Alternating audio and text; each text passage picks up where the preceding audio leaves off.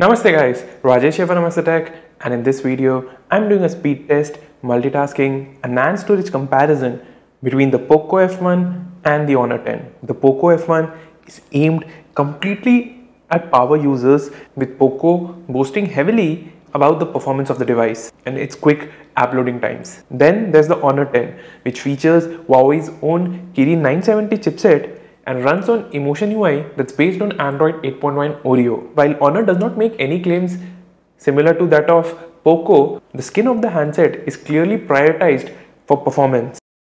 So between these two handsets, which one is the fastest?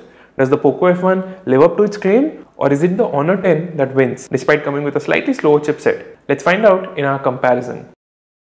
So for our speed test, I opened 9 set of applications and games on both devices and timed the whole process. After this, I opened the same set of applications but from the RAM of the phone to compare their multitasking performance. In our speed test, the Honor 10 took 44 seconds while the Poco F1 took almost 45 seconds, a difference of less than a second. I'd say this is a tie, and before you say that this video is biased, hear me out.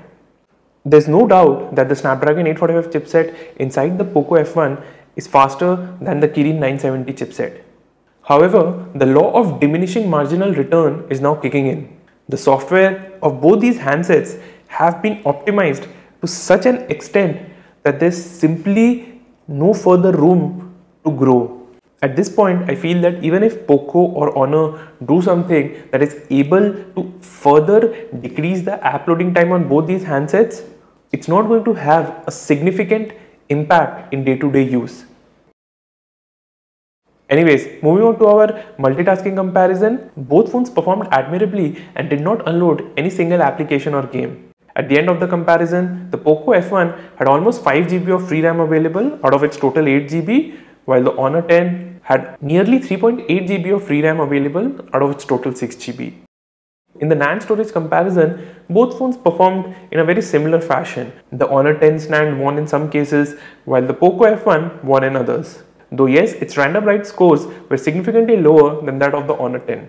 So that's it for this video guys. I hope you liked this speed test. Before you go ahead and start hitting the dislike button below, remember what I said. At this point, we are seeing the law of diminishing marginal returns kick in, which is why despite all the claims that Poco is making, the handset is either equal to or at best a second or two faster than the likes of the Honor 10, the OnePlus 6, the Galaxy Note 9, etc.